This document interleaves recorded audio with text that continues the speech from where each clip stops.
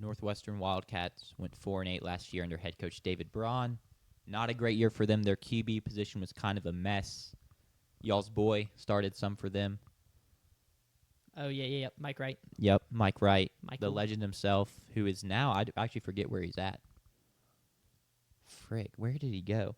Was it? ECU, the Pirates. Thank you, yep. Yes. He's now at ECU, but they bring in Preston Stone, a quarterback from SMU. Actually started the year for SMU before getting benched a couple games in. And he was actually pretty good before he got benched, which is why a lot of people were really confused by the benching for Kevin Jennings. But, yeah, he threw for 421 yards and 5 touchdowns last year in very limited playing time. Thoughts on Preston Stone? I easily think he's an upgrade from the two people that they had starting for him last year. Even if he's not fantastic or anything, he's consistent. We've seen him be great before in 2023. So, thoughts on him? He is a huge upgrade. I watched Mike Wright play in person, and we talked about this on another show. It was just a constant back and forth between put in Mike Wright, he has to be better than Chris Parson, and then Mike Wright would go out there. JP talks about his perfect throw against the Arkansas game. JP, can you tell your perfect throw story? It's beautiful. Yeah, Mike Wright rolls out for his first start against the Arkansas Razorbacks. First play of the game for both teams. They run a little rollout smash concept. Mike rolls out right, great footwork, delivers a perfect ball.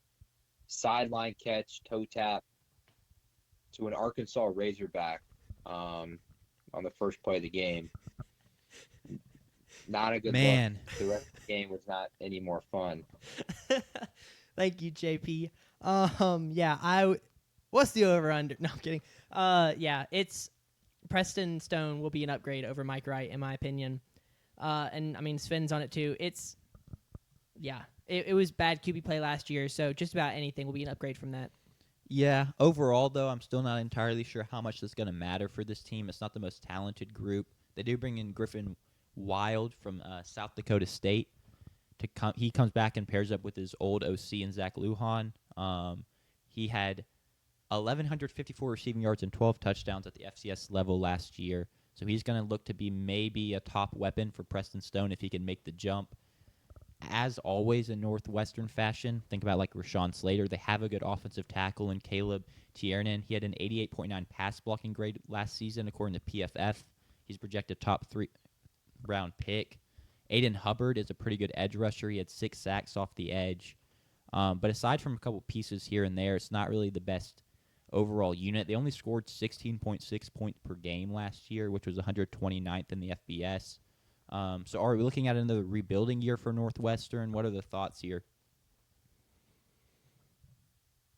Go ahead, JP. Ever since the loss of Pat Fitzgerald because of the hazing thing, I just don't think this is ever going to be a program that's successful.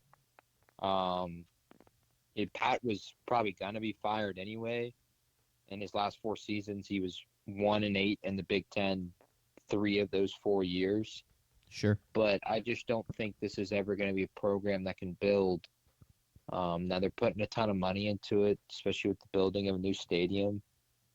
But I think we're many years away from this being a program that has the success that they've had previously.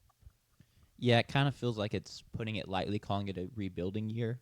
It just is like too disrespectful to be like it's just a bad year for Northwestern. Like rebuilding implies that you are going to improve going forward. I mean, that's their hope. They are looking to rebuild, but I agree. It's just, I mean, their recent recruiting trends, even they were 17th of 18th in the Big Ten recruiting rankings in 2024 and 2025, and they brought in the worst transfer class this year, according to 247. So it's just really not great.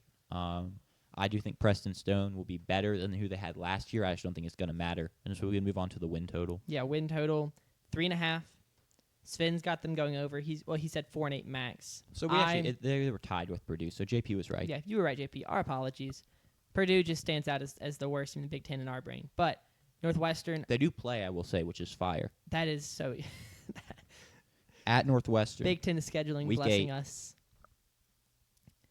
Yeah. At Penn. Yeah. I don't even know why I'm looking at the Northwestern is the team where we don't even need to look at the good. We need to look at the bad teams and see if they can win those games. It comes down to, do you think, to hit the over at 3.5, do you think Purdue or Northwestern wins that game, is how it feels? Or do you think, well, they play at Tulane, though. I've Hold on. got them losing to Tulane. Yeah, wait. I'm taking the under because they go to Tulane. I think they could beat Purdue. I don't think it matters. I've got them losing to Tulane. So they're going to, win 2 out-of-conference games and then Purdue and go under. So I've got them going 3-9. That just feels so disrespectful, but I'll take the under. Under as well. Man. That's tough.